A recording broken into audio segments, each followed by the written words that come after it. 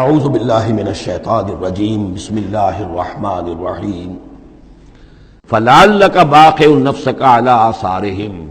تو اے نبی شاید کہ آپ اپنے آپ کو ہلاک کر لیں گے ان کے جو اثرات پڑنے والے ہیں، عیسائیت کے اس غلط عقیدے کے جو نتائج برآمد ہوئے ہیں، جب یہ نتائج ظاہر ہوں گے تو وہ اتنے سنگین ہوں گے فلعلک باقع نفسک، کہ ان کے احساس سے اور ان کے ادراک سے شاید کہ آپ اپنے صدمے سے اپنے آپ کو ہلاک کر لیں۔ ان لم یؤمنوا بہذا الحدیث اسفا، اگر یہ لوگ اس حدیث پر، اس قرآن پر، یہ بات جو بتائی جا رہی اس پر ایمان نہ لائے، اس پر ایمان نہ لائے، اپنے اس غلط عقیدے پر قائم رہے، اس غلط مذہب کو انہوں نے برقرار رکھا، تو اس کا جو رد عمل ہوگا نوع انسانی پر، اور اس سے تاریخ انسانی اور انسانی ثقافت جس غلط رخ پر پڑے گی، جو دجالیت کا فتنہ اسے جنم لے گا، ان تمام چیزوں کے اثرات سے شاید آپ کو اتنا صدمہ ہو کہ فلعلک باقع نفسک علی آثارہم ان لم یؤمنوا بہذا الحدیث اسفا انا جعلنا ما علی الارض زینۃ لہا، ہم نے زمین کے اوپر جو کچھ ہے اسے اس کا گہنا بنا دیا ہے، بناؤ سنگھار بنا دیا ہے، زینت بنا دیا ہے۔ یہ آپ نوٹ کر لیجئے، لفظ زینت اور زمین میں اس کی زیبائش اور آرائش، یہ اس سورہ مبارکہ کا عمود ہے، یعنی اس کو اتنا کھبا دیا ہے نگاہوں میں اللہ نے کہ آخرت سے خود بخود انسان غافل ہو جاتا ہے۔ یہ پردہ پڑ گیا ہے، چمک دمک ہے، یہ کاریں ہیں، یہ بلڈنگیں ہیں، یہ کوٹھیاں ہیں، یہ عالیشان عمارتیں ہیں، یہ کیا کوئی اس کی جو یوں سمجھیے پومپ اینڈ شو جو ہے اس وقت دنیا کا، اور ظاہر بات ہے امریکہ میں جا کر دیکھیے تو جو کچھ یہاں دیکھ رہے ہیں اس سے 10 گنا 100 گنا 1000 گنا آپ کو نظر آئے گا، عقلیں دنگ ہو جاتی ہیں۔ نتیجہ کیا نکلتا ہے کہ انسان یہ سمجھتا ہے کہ اصل شے یہی مادہ ہی ہے، اصل ہدایت پہ یہی لوگ ہیں، یہی لوگ ہیں صحیح معنی میں کہ جنہوں نے واقعتاً علم حاصل کیا ہے، لہذا ان کی غلط تہذیب، ان کا غلط تمدن، ان کے تمام غلط ثقافت کے معاملات کے بھی ہم اسی طریقے سے پیروی کر رہے ہیں۔ یہ سارا مسئلہ جو ہے وہ اس لیے ہے کہ یہ چمک دمک دنیا کی زیبائش اور آرائش، اس سے ہم متاثر ہیں۔ انا جعلنا ما علی الارض زینۃ اللہ، جو کچھ زمین کے اوپر ہے اسے ہم نے اسے اس کے لیے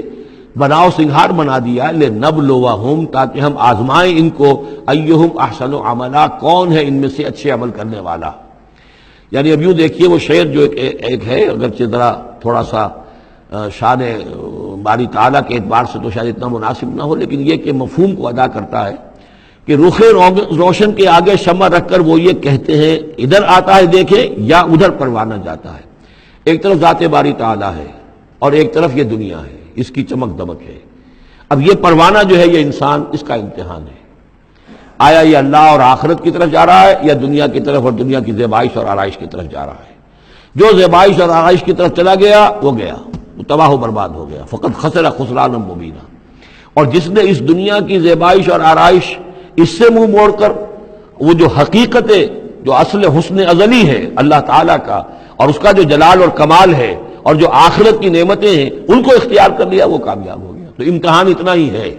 کہ رخ روشن کے آگے شمع رکھ کر وہ یہ کہتے ہیں ادھر جاتا ہے دیکھیں یا ادھر پروانہ آتا ہے۔ وَإِنَّا لَجَاعِلُونَ مَا عَلَيْهَا صَعِيدًا جُرُزًا، اور یہ کہ جو کچھ بھی اس پر ہے ہم ایک وقت آئے گا کہ اس کو بنا کر رکھ دیں گے جیسے کہ میدان جس میں سے کہ فصل کاٹ لی گئی ہو۔ جب قیامت ہوگی کیا ہوگا یہاں پر، اسی زمین کو نہ یہاں پہ کوئی وہ پہاڑ رہ جائیں گے، کوٹ کوٹ کر چپٹی کر دی جائے گی، نہ یہ آپ کے پاس جو ہے وہ اسکائی اسکریپرز رہ جائیں گے، نہ یہ اعلیٰ شان عمارتیں ہوں گی، کچھ نہیں ہوگا۔ یہ سب برابر ہوگا جیسے کہ کسی کھیت کے اندر سے فصل کاٹ دی جاتی ہے تو اب وہ پڑا ہوتا ہے ویران۔ وَإِنَّا لَجَاعِلُونَ مَا عَلَيْهَا صَعِيدًا جُرُزًا، ہم اسے کر کے چھوڑیں گے ایسا کھیت کہ جہاں پر چورا پڑا ہوا ہو، صرف بچا کھچا جو ہے وہ اس کا توڑی کا، اور کچھ نہ ہو۔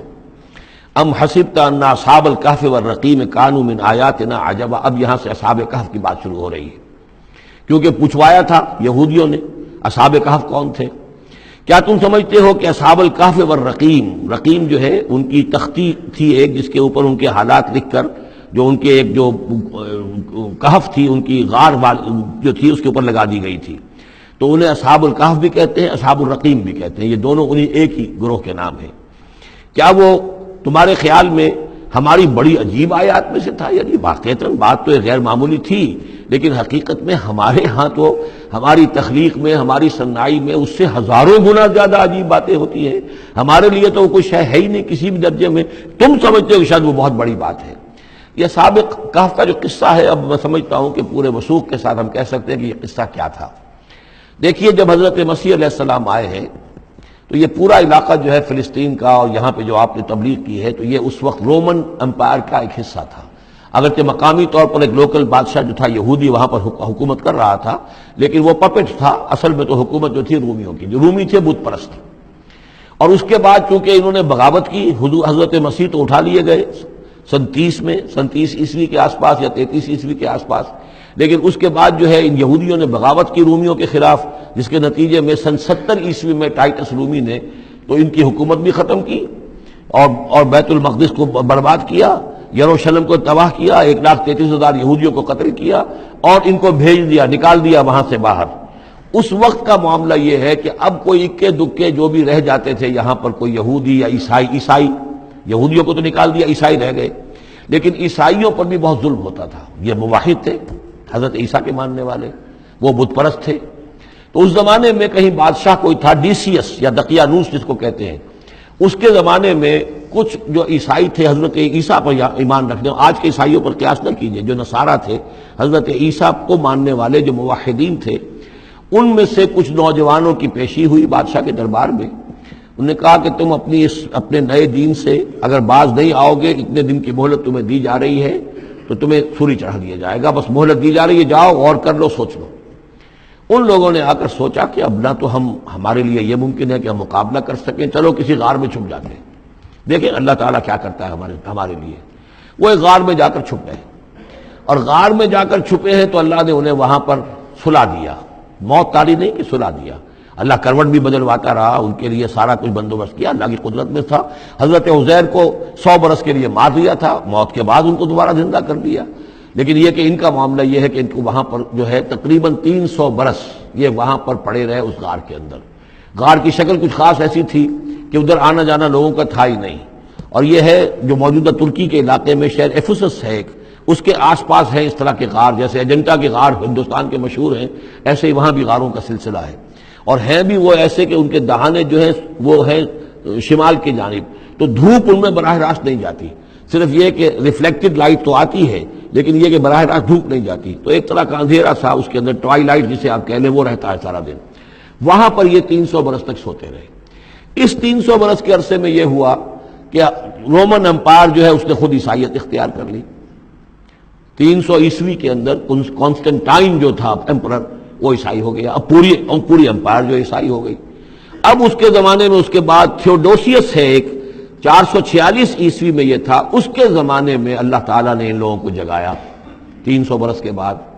اب یہ سمجھ رہے ہیں کہ وہی زمانہ ہے، وہی کفار کی حکومت ہے، وہی مشرکین ہیں. اب انہوں نے ڈرتے ڈرتے اپنے کسی ایک آدمی سے کہا بھائی جاؤ یہ لے کے سکہ لے کر جاؤ، چاندی کا، کچھ نہ کچھ کھانے پینے کے لیے لے کر آؤ، دیکھنا لیکن اس طرح ہو کہ ہمارا پتہ نہ چل جائے کہ ہم یہاں چھپے ہوئے ہیں. وہاں جو گئے انہوں نے وہ سکہ پیش کیا، کہ یہ سکہ تمہارے پاس کہاں سے آیا؟ یہ تو بہت پرانا سکہ ہے، تو 400 سال پرانا، 300 سال پرانا سکہ کہاں سے لے آئے تمہیں کوئی خزانہ ملا ہے؟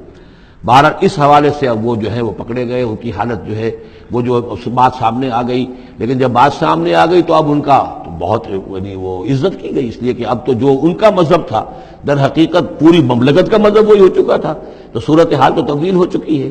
پھر یہ کہ اس کے بعد تفصیل معلوم نہیں ہے کہ غالباً وہ جا کر اپنی اسی غار میں وہ سو گئے ہیں یا دوبارہ اللہ نے ان پر وہیں پر موت طاری کر دی ہے، اس کا دروازہ بند کر کے اور اس پر ایک تختی لگا دی گئی ہے. یہ اصحاب کہف ہے. گبن کی جو ہے decline and fall of Roman empire, اس میں بھی یہ 7 سلیپرز، 7 سونے والے، ان کی کہانی موجود ہے.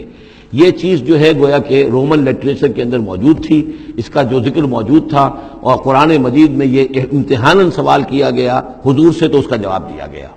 کہ یہ 300 برس تک کچھ لوگوں کو سلا دینا یہ اللہ تعالیٰ کے نزدیک تو کوئی بڑی بات نہیں ہے، تمہارے نزدیک. ام حسبت ان اصحاب الکہف والرقیم کانوا من آیاتنا عجبا اذ ابى الفتية الى الكهف، جبکہ وہ نوجوان آئے اپنے اس غار میں، فقالوا، اور انہوں نے کہا ربنا آتنا من لدنک رحمتا، پروردگار اب خاص اپنے خزانہ فضل سے ہمارے لیے رحمت کا بندوبست فرما، وہیئ لنا من امرنا رشدا، اور ہمارے لیے ہمارے معاملے کے اندر جو ہے وہ کوئی عافیت کا بندوبست فرما. فضربنا علی آذانہم، تو ہم نے تھپکی دے دی ان کے کانوں پر، فی الکہف سنین عددا، اسی وہ غار کے اندر جو ہے وہ سوتے رہے کئی سال.